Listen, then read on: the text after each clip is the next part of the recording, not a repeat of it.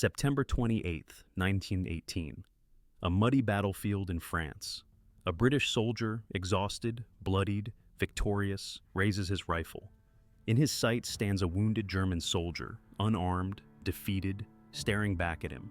The British soldier's finger rests on the trigger. One squeeze, one bullet, and the course of human history changes forever. But Private Henry Tandy lowers his weapon.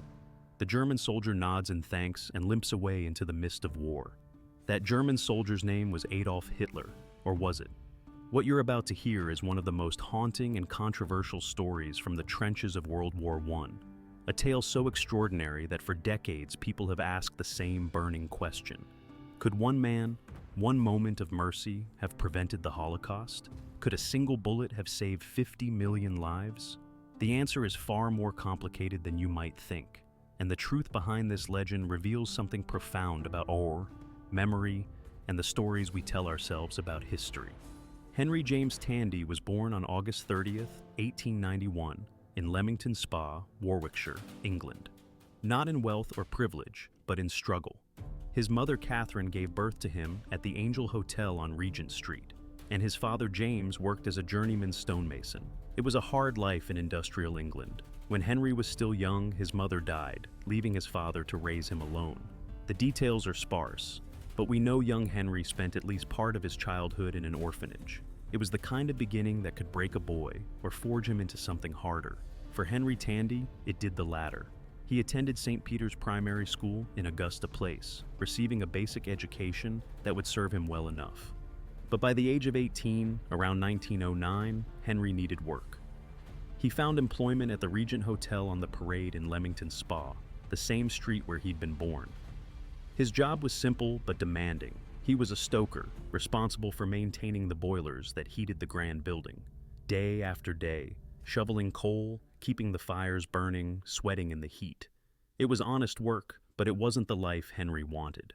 On August 12, 1910, 19-year-old Henry Tandy made a decision that would define his life.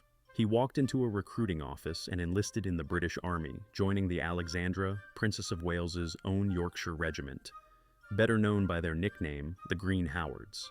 The regiment got its unusual name from their distinctive green uniform facings and their first colonel, Charles Howard. They were distinguished from another regiment commanded by a different Howard, which wore buff-colored facings and became known simply as the Buffs. Henry stood 5 feet 6 inches tall, not particularly imposing by today's standards, but average for his time. His fellow soldiers gave him a nickname that would stick: Napper. We don't know exactly why. Perhaps it was his habit of catching quick naps when he could. Perhaps it was something about his personality. But Napper he became, and Napper he would remain throughout his extraordinary military career. After basic training, Henry was posted to the 2nd Battalion of the Green Howards on January 23, 1911, and here his adventure truly began. The British Army in those days was spread across the globe, manning the far-flung outposts of the Empire. Henry found himself serving in places most young men from Leamington Spa could only dream of. First Guernsey, that beautiful Channel Island with its French influences and stunning coastline. Then South Africa, where the British had only recently concluded the bloody Boer War.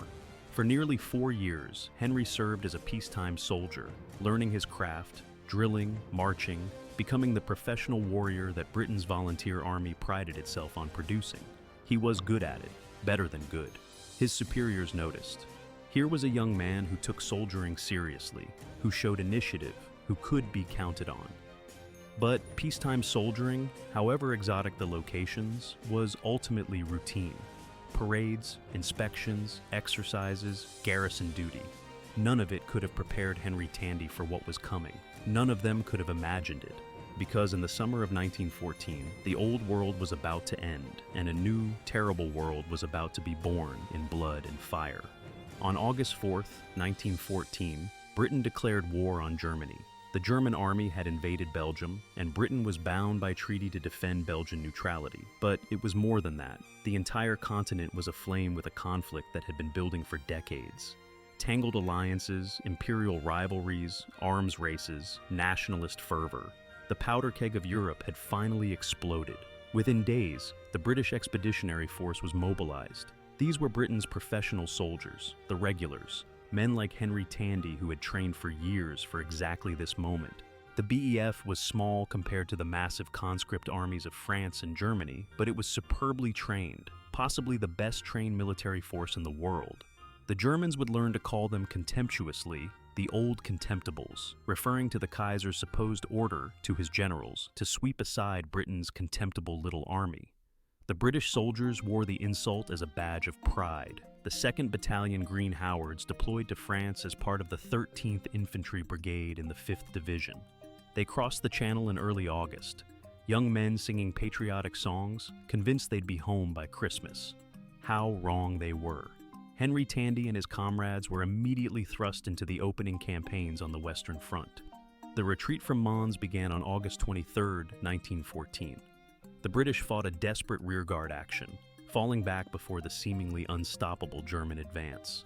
The Battle of Le Cateau on August 26th saw brutal fighting as the outnumbered British tried to slow the German juggernaut. Then came the First Battle of the Marne from September 6th to 9th, where the Allied counterattack finally halted the German advance and saved Paris. The First Battle of the Aisne followed from September 13th to 20th.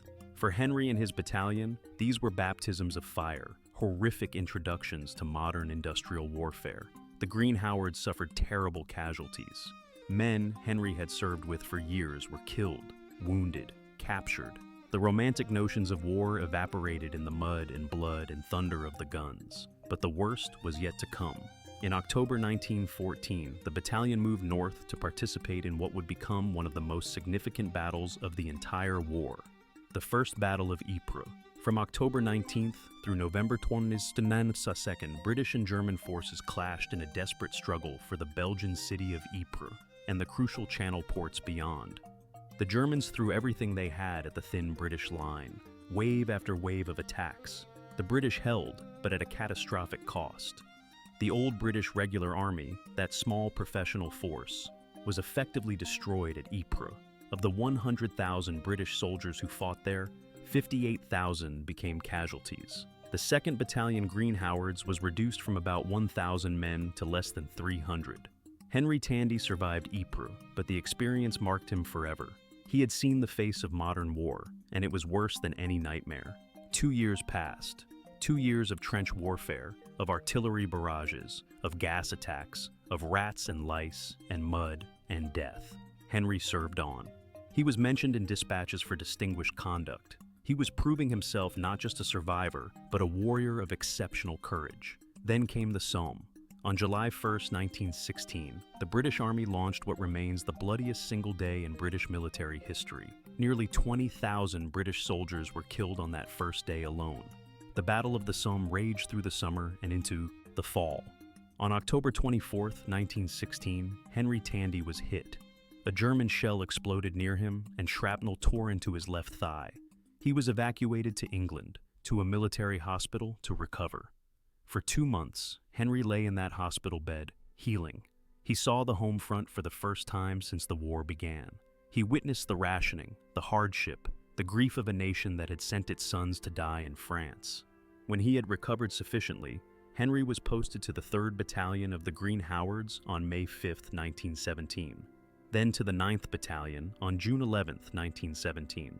The Army was constantly shuffling men between units, trying to maintain strength as the casualties mounted relentlessly. In November 1917, Henry found himself at Passchendaele, that nightmarish battle fought in a swamp of mud and death. The Third Battle of Ypres, as it was officially called, saw the British attempting to break through German lines northeast of Ypres, but the weather turned.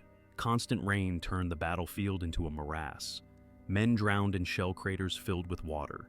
Mules sank into the mud and had to be shot where they stood. On November 27, 1917, Henry Tandy was wounded again. The details aren't clear. Another shell burst, more shrapnel.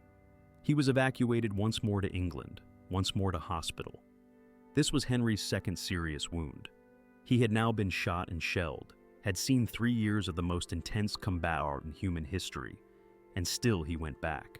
After his recovery, he returned to the 3rd Battalion on January 23, 1918, then to the 12th Battalion on March 15, 1918. He stayed with them until July 26, 1918. And then something changed. On July 26, 1918, Henry Tandy transferred from the Green Howards, the regiment he had served with since 1910, to the 5th Battalion of the Duke of Wellington's West Riding Regiment. We don't know exactly why. Perhaps the 12th Battalion Green Howards was being disbanded due to casualties. Perhaps the Army needed experienced soldiers in the Duke of Wellington's. Whatever the reason, Henry was now serving with a new regiment, and it was with this regiment that Henry Tandy would achieve his greatest glory, earning 3 of Britain's highest military honors in the space of just 6 weeks. What follows is not legend. What follows is documented, witnessed, verified history. The extraordinary courage of one man in the final months of the First World War. By August 1918, the tide of war had turned. The German spring offensive had failed. American troops were arriving in France by the hundreds of thousands. The British and French, bloodied but unbroken, were preparing their counteroffensive. The 100 Days Offensive would drive the Germans back, battle by battle, until the armistice in November. On August 28, 1918, the 5th Battalion Duke of Wellington's regiment was in action to the west of the Canal du Nord during the Second Battle of Cambrai. Private Henry Tandy was in charge of a reserve bombing party. In the terminology of the time, a bombing party didn't mean what it sounds like today. These were soldiers equipped with hand grenades, tasked with assaulting enemy trenches. When the forward assault parties were held up by fierce German resistance, Henry saw what needed to be done. He called to 2 other men and, without waiting for orders, dashed across open ground in the rear of the enemy position. Remember, this is no man's land. German machine guns and rifles were firing. Artillery was falling. Crossing open ground was tantamount to suicide. But Henry and his 2 companions made it. They reached a German post and bombed it with grenades.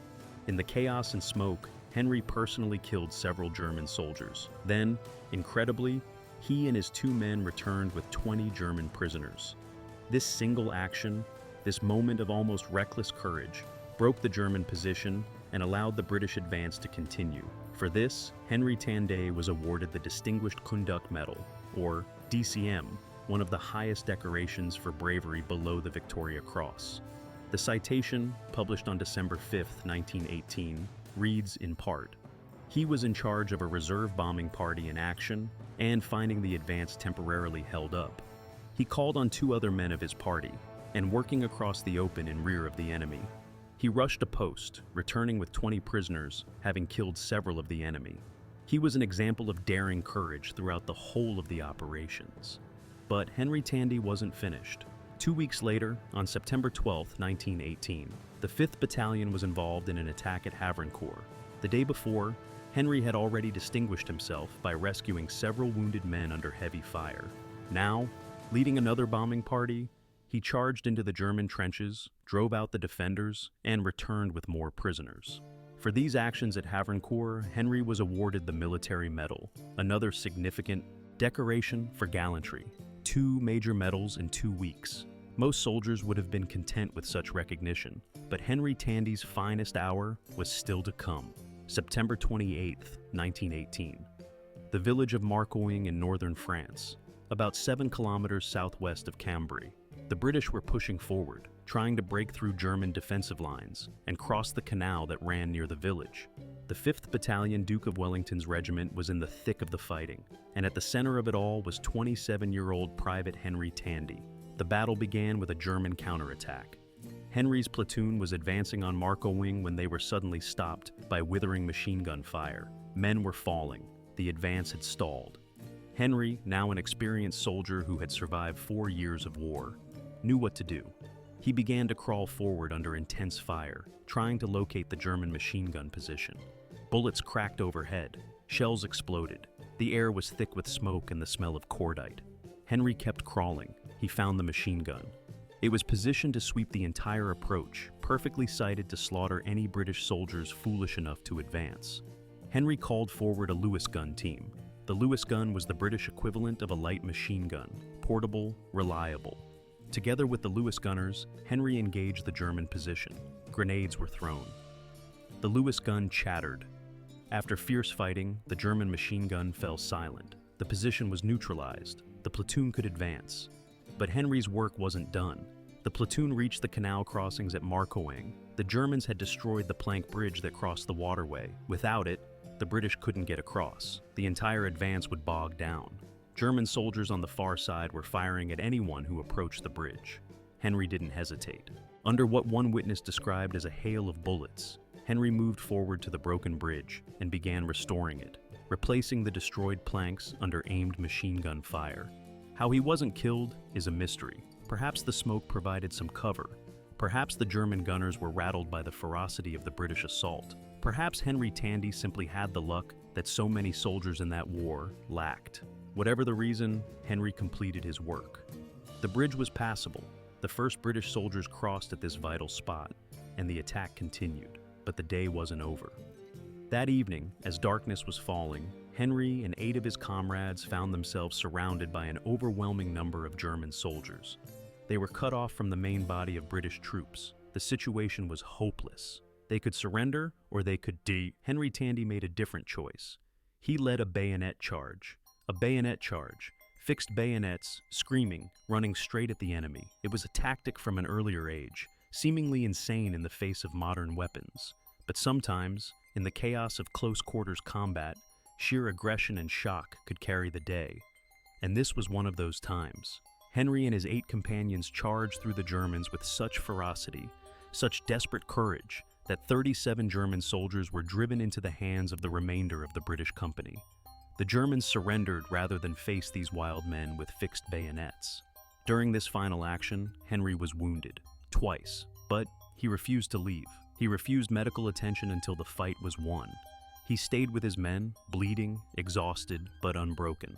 Finally, on October 4th, 1918, 6 days after his incredible day of heroism, Henry was evacuated to hospital for the 3rd time in his military career.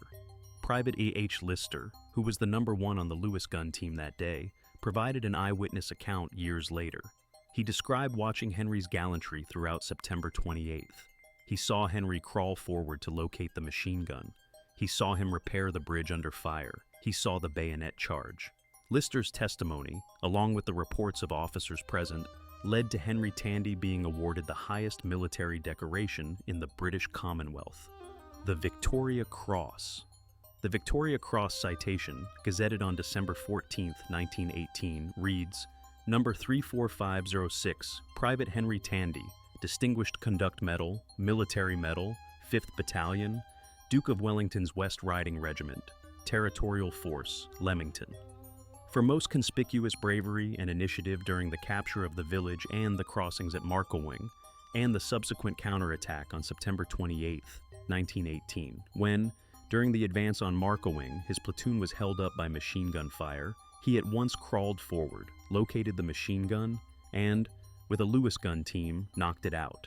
On arrival at the crossings, he restored the plank bridge under a hail of bullets, thus enabling the first crossing to be made at this vital spot. Later in the evening, during an attack, he, with 8 comrades, was surrounded by an overwhelming number of Germans, and though the position was apparently hopeless, he led a bayonet charge through them, fighting so fiercely that 37 of the enemy were driven into the hands of the remainder of his company. Although twice wounded, he refused to leave till the fight was won. So, there you have it. Between August 28th and September 28th, 1918, Private Henry Tandy was awarded the Distinguished Conduct Medal, the Military Medal, and the Victoria Cross, 3 of Britain's highest military honors in just 6 weeks. When you add his previous mention in dispatches 5 times over, Henry Tandy had become the most decorated British private soldier to survive the First World War. On November 11, 1918, at 11 a.m., the guns fell silent. The armistice had been signed. The war, that terrible war, was finally over. Henry Tandy had survived. Out of the millions who served, out of the hundreds of thousands who died, Henry had made it through. He was in hospital when the war ended, recovering from his wounds. Imagine his thoughts. 4 years of hell, 4 years of watching friends die, 4 years of mud and blood and fear, and now it was over. On December 17, 1919, over a year after the war ended, Henry Tandy was summoned to Buckingham Palace. King George V himself presented Henry with his Victoria Cross. It was one of the proudest moments of Henry's life. Newspapers covered the ceremony, and with the articles they published a photograph. The photograph showed a soldier carrying a wounded comrade on his back. It was from the Battle of Ypres in 1914, from those desperate early days of the war. The photo was dramatic, powerful, a symbol of the sacrifice and brotherhood of soldiers. That photograph would later be immortalized in a painting that would connect Henry Tandy to a name that would become synonymous with evil. But we're getting ahead of ourselves. After the war, Henry continued to serve. He re-enlisted on March 15, 1919, just one day after being discharged. Soldiering was what he knew. He served with the 3rd Battalion Duke of Wellington's regiment. On February 4, 1921, he was posted to the 2nd Battalion and found himself once again traveling the empire, Gibraltar in 1922, Turkey in 1923, during the tumultuous period after the collapse of the Ottoman Empire, Egypt from 1924 to 1925. At some point, Henry was promoted to Lance Corporal, but in February 1921, he asked to be demoted back to private. He preferred overseas service and wanted to avoid the administrative duties that came with rank. He just wanted to be a soldier. Finally, on January 5, 1926, Henry Tandy was discharged from the British Army. He was 35 years old. He had served continuously since 1910, with only breaks for wounds and hospital stays. 16 years of his life dedicated to the military. Now it was time to return to civilian life. Henry returned to Leamington Spa, the town where he had been born. He married a woman named Edith Warwick, and the couple moved to Coventry, an industrial city in the West Midlands. In Coventry, Henry found work as a commissionaire at the Standard Motor Company, which would later become Standard Triumph Works. A commissionaire was essentially a uniformed security guard, someone who greeted visitors, managed access to the factory, performed security duties. It was respectable work, steady work, if not particularly glamorous. Henry wore his uniform with pride. He kept his medals at home. He rarely talked about the war unless asked directly. Like so many veterans, Henry preferred to let his service speak for itself. He settled into a quiet life. He and Edith had no children. Henry worked his shifts at the factory. He attended Green Howard's regimental reunions. On Armistice Day 1920, he had been one of 100 Victoria Cross recipients selected to line the nave of Westminster Abbey as the guard of honor for the burial of the unknown warrior. It was an immense honor, but not one Henry talked about much. He was, by all accounts, modest, courteous, reserved, just a man trying to live a normal life after experiencing things no one should have to experience. And then, 20 years after the end of the Great War, a story began to circulate. A story so extraordinary, so consequential, that it would overshadow everything else Henry Tandy had done. The story began in 1937. In that year, a member of Adolf Hitler's staff, Dr. Otto Schwend, received an interesting gift from an old acquaintance. Schwend had been a medical officer during the First Battle of Ypres in 1914. At a medical post at the Menin Crossroads, he had treated a British officer named Lieutenant Colonel Earl. The two men had stayed in touch after the war, as sometimes happened between former enemies who had shared the horror of the trenches. In 1936, Earl sent Schwend a copy of a painting. The painting was titled The Menin Crossroads, or sometimes the Green Howards at Krusaki Crossroads. It had been commissioned by the Green Howards Regiment in 1923 from Fortunino Matania, a brilliant Italian war artist. Matania had been one of the most acclaimed illustrators of the First World War, known for his graphic and realistic depictions of combat. The painting showed British soldiers at a first aid post near Ypres in October 1914, during those desperate early battles. In the foreground of the painting, facing the viewer, was a soldier carrying a wounded comrade on his back. That soldier was meant to be Henry Tandy, based on the famous photograph from 1918. The painting also showed other men from the Green Howards, and in the background, a wounded German prisoner. Dr. Schwend was apparently moved by the painting. It depicted the very crossroads where he had served, the very battle where he had treated Lieutenant Colonel Earl. On a whim, or perhaps out of a desire to share this piece of history, Schwend gave a large photograph of the painting to his employer. His employer was Adolf Hitler. Hitler's adjutant, Captain Fritz Wiedemann, wrote a thank you letter to Schwend. The letter, preserved in the Green Howards Regimental Museum, reads, "I beg to acknowledge your friendly gift which has been sent to Berlin through the good offices of Dr. Schwend. The Führer is naturally very interested in things connected with his own war experiences, and he was obviously moved when I showed him the photograph and explained the thought which you had in causing it to be sent to him. So, Hitler had a copy of the Matania painting by 1937. Why would the dictator of Germany, the man who had spent years denouncing the Versailles Treaty and Germany's humiliation in the First World War, want a painting of British soldiers? The answer, according to what happened next, was personal, very personal. In September 1938, Europe stood on the brink of war. Adolf Hitler demanded the Sudetenland, a region of Czechoslovakia with a large German-speaking population. If his demands weren't met, Hitler threatened to unleash the German military. The world held its breath. British Prime Minister Neville Chamberlain, 69 years old and desperate to avoid another catastrophic war, made an unprecedented decision. He would fly to Germany to meet Hitler face to face. Chamberlain had never flown in an airplane before.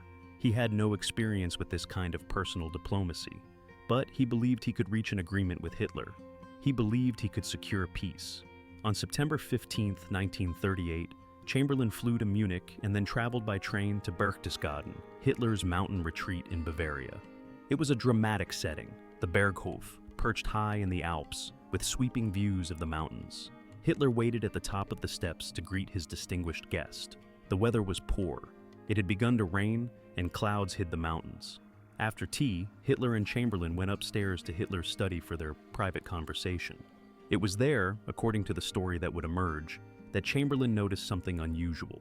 Hanging on the wall was a reproduction of the Matania painting, the Menin Crossroads, British soldiers, a first aid post from 1914. Why would Hitler have this? According to various accounts that emerged later, Chamberlain asked Hitler about the painting, and Hitler told him a story. Hitler said that the soldier in the foreground, the man carrying the wounded comrade, was someone who had almost killed him during the war. Hitler claimed that in September 1918, near the French village of Marcoing, he had been wounded and retreating with other German soldiers. A British soldier had him in his sights. Hitler was certain he was about to die, but the British soldier lowered his weapon. He didn't shoot. Hitler said he nodded his thanks and walked away. Years later, when Hitler saw newspaper coverage of Henry Tandy receiving the Victoria Cross, he recognized the photograph. That was the man who had spared him. Hitler, according to the story, asked Chamberlain to pass on his best wishes and thanks to the soldier in the painting. Chamberlain, ever the diplomat, supposedly promised to contact Tandy when he returned to England. Now, here's where the story gets complicated. Because Chamberlain's papers and diaries held at the Cadbury Research Center at the University of Birmingham contain no reference to this conversation, there's no record of Chamberlain being told this story by Hitler in September 1938. However, newspaper articles from 1939 show that Chamberlain had indeed been told the story by Hitler at some point. And after returning from Munich, Chamberlain told the story to an officer of the Green Howards Regiment, who in turn informed Henry Tandy at a Green Howards regimental reunion in August 1939. There's a family account that supports this. William Whately, Tandy's nephew, remembered a mysterious phone call in 1938. He recalled that one evening the telephone rang. Henry answered it, and when he came back, he said matter-of-factly that it had been Prime Minister Chamberlain. The Prime Minister had just returned from meeting Hitler. While at Berchtesgaden, he had noticed the Matania painting. He had asked Hitler why he had it. Hitler had pointed to Tandy in the foreground and said, "That's the man who nearly shot me." However, there's a significant problem with this account. Neither the Standard Motor Company nor British Telecommunications have any record of a telephone line registered to Tandy's address at 22 Cope Street in Coventry in 1938. This doesn't prove the call didn't happen. Landline records from that era aren't perfect, but it raises questions. So, what did Henry Tandy himself say about all this? In August 1939, a reporter from the Coventry Herald interviewed Henry. By this time, the story was beginning to circulate. War was looming again. Hitler had torn up the Munich Agreement and seized the rest of Czechoslovakia. Britain and France had guaranteed Poland's independence. Everyone knew war was coming. The reporter asked Henry about the story. Henry's response was careful, measured. He said, according to them, "I've met Adolf Hitler. Maybe they're right, but I can't remember him." Henry acknowledged that he had spared wounded soldiers on September 28, 1918. He said he had a code of conduct not to shoot wounded men, but he couldn't specifically recall whether one of them had been Hitler. It's a fascinating response. Henry didn't deny it outright, but he also didn't confirm it. He simply said he couldn't remember. Then came November 14th, 1940, a date that would be seared into the memory of every resident of Coventry. It was the night of the Coventry Blitz. The Luftwaffe, Hitler's Air Force, launched one of the most concentrated bombing attacks of the entire Second World War. Over 500 German bombers attacked Coventry. The raid began shortly after 7 p.m. and lasted 11 hours. The bombers dropped approximately 500 tons of high explosives, 30,000 incendiary bombs, and 50 parachute mines. The devastation was total. St. Michael's Cathedral, a masterpiece of Gothic architecture, was destroyed, leaving only the outer walls and spires standing. The city center was obliterated. Over 4,000 homes were destroyed. 3/4 of the city's factories were damaged or destroyed, and the human cost was staggering. Depending on the source, between 568 and 1,200 people were killed. Hundreds more were seriously injured. The Germans coined a new verb after this attack: Coventraieren, to coventrate, to utterly destroy, to reduce to rubble. Henry Tandy lived in Coventry. He was 49 years old. He had tried to re-enlist when war broke out, desperate to do his part again, but his old wounds from the Somme and Passchendaele had left him physically unfit for active duty. So, Henry served as an air raid warden, helping to guide people to shelters, searching for survivors in bombed buildings. On the night of November 14th, Henry was out on duty. When he finally made it back to Cope Street in the early hours of the morning, he found that his home had been destroyed. The building was gone, reduced to rubble by German bombs. Fortunately, his wife Edith had been staying with her sister in Leamington that night. She was safe. But Henry stood in the ruins of his home, surrounded by the devastation, the fires still burning, the dead still being pulled from collapsed buildings. A journalist approached him in the aftermath of the bombing, asked him again about Hitler, about that day in 1918. And this time, Henry's response was different. He was quoted as saying, "If only I had known what he would turn out to be. When I saw all the people, women and children, he had killed and wounded, I was sorry to God I let him go." He added, "I didn't like to shoot at a wounded man, but if I'd known who he would turn out to be, I'd give 10 years now to have 5 minutes clairvoyance then." The story was published in the Sunday Graphic newspaper in December 1940. It spread across Britain. The most decorated British private of the Great War had spared Hitler's life, the man who could have prevented World War II. It was an incredible story, almost too incredible, and historians have been picking it apart ever since. Let's examine the evidence. First, the undisputed facts. Henry Tandy was definitely at Marcoing on September 28, 1918. This is verified beyond any doubt. He was awarded the Victoria Cross for his actions that day. The battle happened. Henry's heroism happened. All of that is documented, witnessed, and true. Second, Henry Tandy did spare wounded German soldiers. He said so himself. It wasn't just on September 28th. Throughout his service, Henry followed a personal code. He wouldn't shoot a wounded, unarmed man. Multiple sources confirm this about his character. So, it's entirely plausible that at some point during the war, Henry lowered his weapon when he saw a wounded German soldier. Third, Adolf Hitler definitely had a copy of the Matania painting by 1937. This is confirmed by the letter from his adjutant. Hitler was moved by the painting. He was interested in it. This is fact. Fourth, Hitler did tell this story to Neville Chamberlain, and Chamberlain did relay it to a British officer who told Henry Tandy. This is confirmed by multiple sources, including family accounts and newspaper articles from 1939. So far, everything checks out. The story seems plausible. But now we come to the problems. The serious problems that make historians deeply skeptical that this encounter ever actually happened. Problem number 1. Hitler was on leave from September 25th to 27th, 1918. Records from the Bavarian State Archives confirm this. Hitler took leave and went back to Germany. He was scheduled to return to the front on September 28th. So, on the day of the Battle of Marcoing, Hitler was either still in Germany or traveling back to rejoin his unit. Even if he made it back on the 28th, he would have been miles away from Marcoing.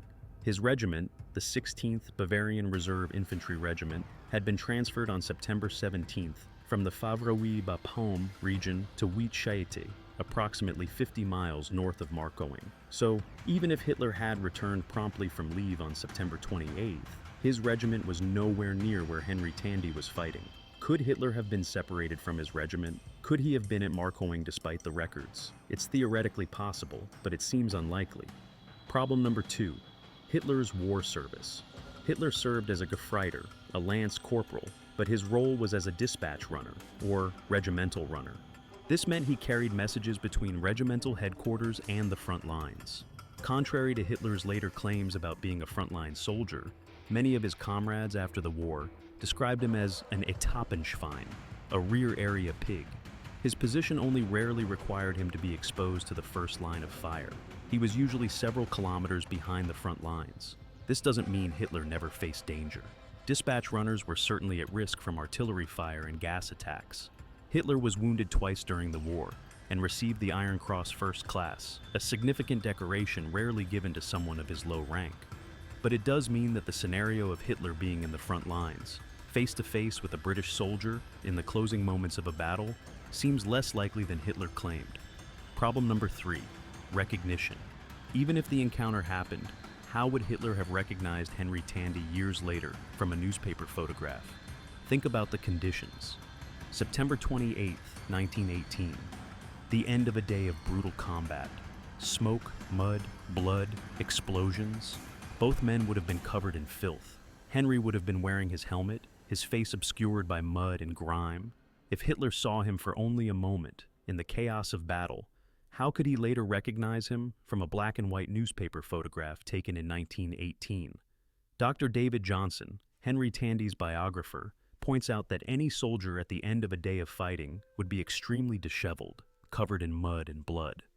The idea that Hitler could recognize such a man from a photograph seems far-fetched. Problem number 4, the painting. The Matania painting shows the Battle of Ypres in 1914, not Marcoing in 1918. If Hitler recognized Henry Tandy, it would have been from the photograph that accompanied the Victoria Cross announcement in 1918 or 1919. But how and why would Hitler have seen that photograph? The story relies on Hitler having cut out the photograph from a British newspaper and kept it for years. Again, it's possible, but it seems unlikely. Problem number 5, Hitler's motivation. Why would Hitler tell this story? Historians have several theories. Hitler was obsessed with the idea of providence, of destiny. He believed he had been saved for a greater purpose, to restore Germany to its rightful place in the world. What better story to illustrate this than being spared by the most decorated British soldier of the war? It made him seem chosen, protected by fate. Hitler also may have told the story to flatter Chamberlain. By emphasizing a moment of British mercy, a compassionate encounter between British and German soldiers, Hitler was perhaps trying to appeal to Chamberlain's desire for peace. See, we're not natural enemies. A British soldier and I once shared a moment of humanity. We can have peace. Some historians believe the entire story was Hitler's fabrication, designed for propaganda purposes. Problem number 6, timing. The story only became widely known in December 1940, after the Coventry Blitz. Henry's emotional statement to the journalist about wishing he'd killed Hitler came at a moment of intense grief and trauma. His home had just been destroyed. His city had been devastated. Hundreds of his neighbors were dead. Is it possible that Henry, in that emotional state, accepted a story he wasn't certain about? That he said what people wanted to hear? That he blamed himself for not preventing the horror around him, even though logically he knew he couldn't have known? Problem number 7, Henry's own testimony. In 1939, before Coventry was bombed, Henry couldn't remember the encounter. He said maybe it happened, but he didn't recall it. Only after Coventry, in his moment of greatest emotion, did he seem to accept the story as fact. And even then, he never spoke about it again after 1940. In the aftermath of the Second World War, with the full horror of the Holocaust revealed, Henry Tandy never publicly discussed the Hitler story. He kept quiet. Perhaps he hoped it would blow over. So, what's the truth? Did Henry Tandy spare Adolf Hitler's life in September 1918? The most likely answer, based on the historical evidence, is no. The encounter almost certainly did not happen at Marcoing on September 28, 1918. Hitler was probably not there. His regiment was 50 miles away. He was either on leave or just returning from leave. The logistics don't work. However, there's a caveat. Both Hitler and Henry Tandy fought at the First Battle of Ypres in October 1914. They were both there, in the same general area, at the same time. The Matania painting depicts Ypres, not Marsoing. Is it possible that something happened at Ypres in 1914? That Hitler, then a young soldier in his first battle, had an encounter with a British soldier who spared him? That years later, Hitler confused the details, misremembered the date, the location, and mistakenly identified Henry Tandy as that soldier based on the painting? It's possible, but there's no evidence for it. Most historians now believe the story is a myth, a legend created by Hitler for his own purposes, then accepted by a traumatized Henry Tandy in his darkest hour, and perpetuated by a media that loved the dramatic irony of the tale. Dr. David Johnson, who wrote the most comprehensive biography of Henry Tandy, is certain that the encounter never happened. He believes the story does a disservice to Henry's memory because it overshadows Henry's genuine, documented heroism. Henry Tandy was an extraordinary soldier.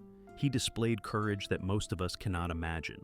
He charged machine gun nests. He repaired bridges under fire. He led bayonet charges against overwhelming odds. He was wounded 3 times and kept fighting. He earned the Victoria Cross, the Distinguished Conduct Medal, and the Military Medal. He was mentioned in dispatches 5 times. He was told by a senior officer that his bravery couldn't be adequately rewarded because he'd already won every medal available. That's Henry Tandy's real story. Not a moment of hypothetical mercy that may have changed history, but documented acts of exceptional valor that did change history by helping to win the First World War. And yet, the story persists. Why? Because it's so compelling. Because it asks a question that haunts us. What if? What if one bullet had been fired? What if Henry Tandy had not lowered his rifle? Would the Second World War have been prevented?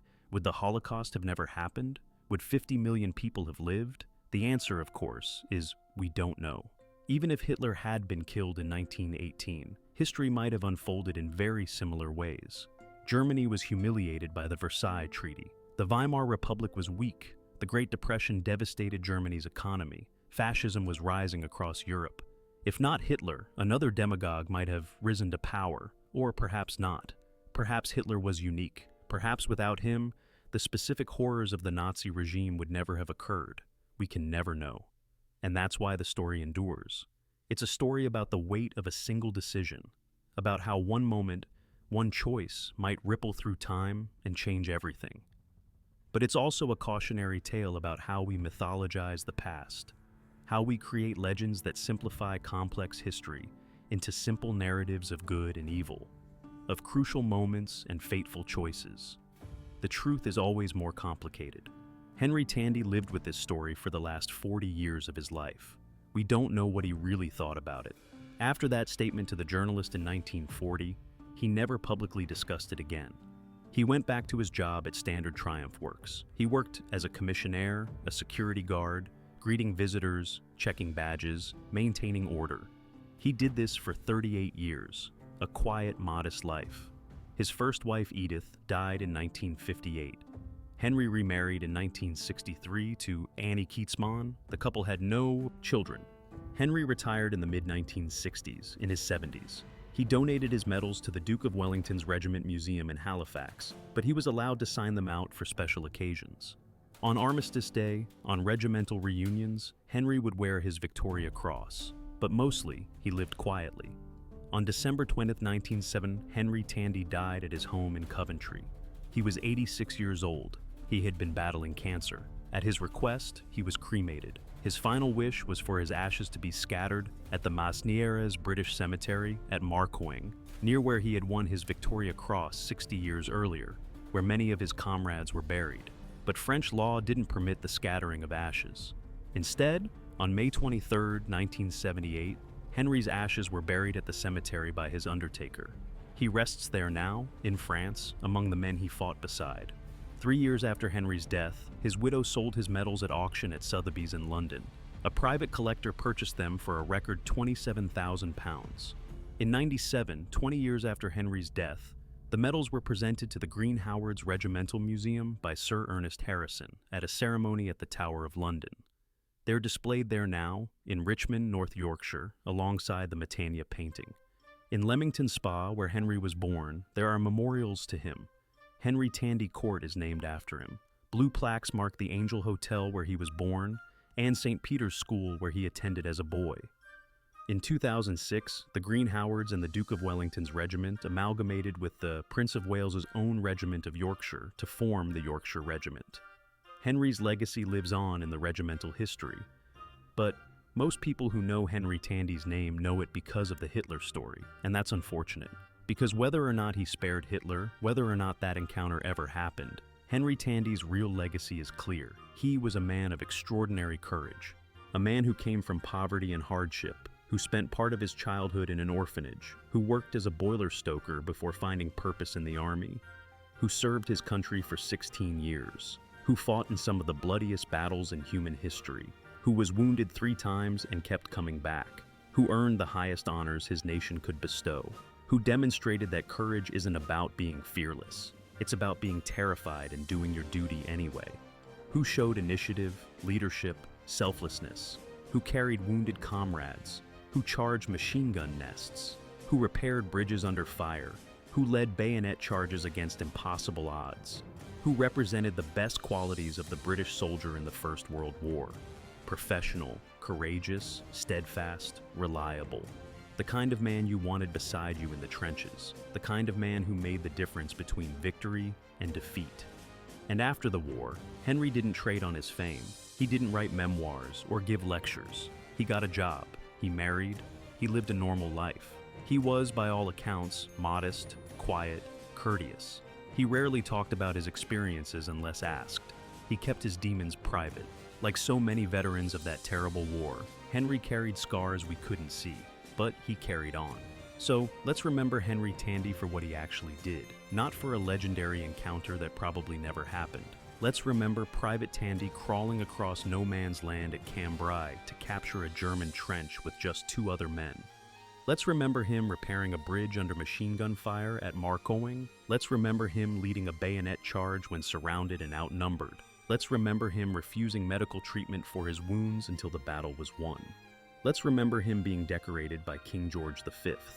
Let's remember him standing in Westminster Abbey as part of the honor guard for the unknown warrior. Let's remember him working quietly for 38 years at Standard Triumph.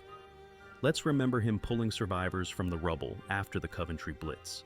Let's remember him as a man who did his duty, who served with honor, who embodied the best of his generation. The story of Henry Tandy sparing Hitler makes for compelling drama. It's been repeated in countless articles, books, documentaries. It's become part of popular history. But the real Henry Tandy is more interesting than the legend, because the real Henry Tandy was a hero, not because of a moment that may or may not have happened, but because of documented, verified, witnessed acts of extraordinary courage over 4 years of hell. That's the man we should remember. That's the legacy that matters. Henry James Tanday, Victoria Cross, Distinguished Conduct Medal, Military Medal, born in poverty, rose to become the most decorated British private of the First World War, served his country with distinction, lived a modest life, died quietly in 1907, buried among his comrades in France. A hero, not because of what he didn't do, but because of everything he did do.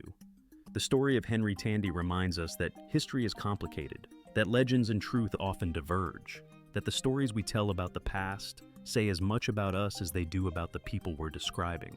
It reminds us that real heroism is often quiet, undramatic, persistent, that courage isn't always about the grand gesture or the crucial moment. Sometimes it's about showing up, day after day, doing your duty, taking care of your comrades, standing firm when everything around you is falling apart. And it reminds us that we should be careful about creating alternative histories, about fixating on what might have been, because doing so can make us lose sight of what actually was, what actually happened. The real sacrifices, the real courage, the real cost. Did Henry Tandy spare Adolf Hitler's life in September 1918? Almost certainly not. But does it matter? Henry Tandy was a hero regardless. He didn't need to spare Hitler to be remembered. He earned his place in history through his own actions, through his own courage, through his own service. That's the truth. That's what we should remember. If you found this story as fascinating as I did, please Please hit that like button, leave a comment with your thoughts, and subscribe to the channel for more deep dives into the stories that shaped our world. What do you think? Could one man have changed the course of history? Or was this encounter just a myth, a legend born from the chaos of war? Let me know in the comments below.